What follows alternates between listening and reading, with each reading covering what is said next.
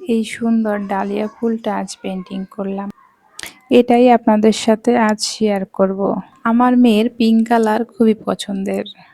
এই গেঞ্জিটাও হালকা pink colour, কিন্তু সে ব্যবহার করে না। তাকে পরতে বললে পরে না। কেন পরে না? কারণ গেঞ্জির মাঝে কোনো স্টিকার লাগানো নেই, কোনো কার্টুনের ছবি নেই, কোনো ফুল নেই। আসলে বাচ্চারা তো পছন্দ করে যে গেঞ্জিতে বা শার্টে অথবা জুতায়, ব্যাগে তার পছন্দের কার্টুন পিকচার দেওয়া থাকে, ওটাই সে ঘুরে ফিরে বারবার পরে। আমার ধারণা আমার বাচ্চা এরকমই, অন্যদের বাচ্চাও হয়তো এরকম হতেও পারে।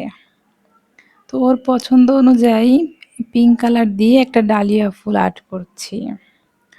যদিও আমি প্রফেশনালভাবে আর্ট শিখি নাই কখনো, ছোটবেলা মাঝে মাঝে আঁকতে পছন্দ করতাম, তখন একটু একটু নিজে থেকে নিজের প্রচেষ্টায় চেষ্টা করতাম।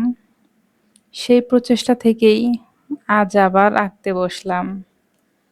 হয়তো অতটা ভালো হচ্ছে না, কেমন হচ্ছে যারা আমার ভিডিওটা দেখতেছেন তারা অবশ্যই জানাবেন কমেন্ট করে।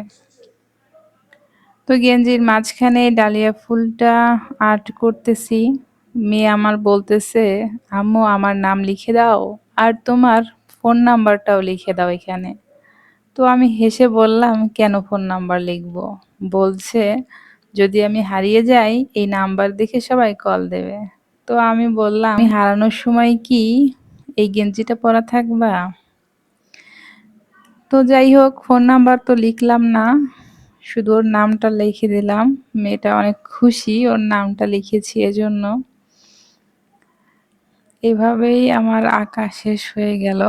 যতটুকুন পেরেছি একটু চেষ্টা করছি সুন্দর করার জন্য। প্রফেশনালভাবে যেহেতু শিখি নাই, নিজের মনের মাধুর্য দিয়েই নিজের মনের মতো করে আঁকার চেষ্টা করলাম। যারা লম্বা সময় নিয়ে আমার এই ভিডিওটা দেখলেন এই পর্যন্ত, তাদেরকে অসংখ্য ধন্যবাদ। কেমন হলো আমার পেইন্টিংটা অবশ্যই কমেন্ট করে জানাবেন। আপনার উৎসাহ পেলে আবারও বিভিন্ন পেইন্টিং নিয়ে আপনাদের সামনে উপস্থিত হব। আমার ও আমার মেয়ের জন্য সবাই দোয়া করবেন।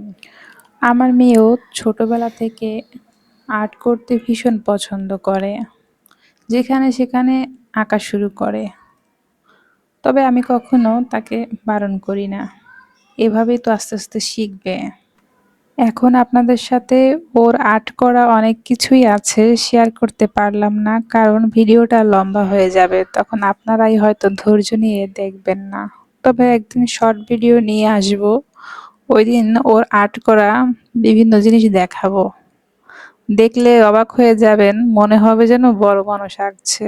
কিন্তু ও আজ পর্যন্ত কোনো টিচারের কাছে বা কোনো একাডেমিতে আর্ট শেখে নাই। মাশাআল্লাহ, অনেক সুন্দর আঁকতে পারে সে। দোয়া করবেন তার জন্য।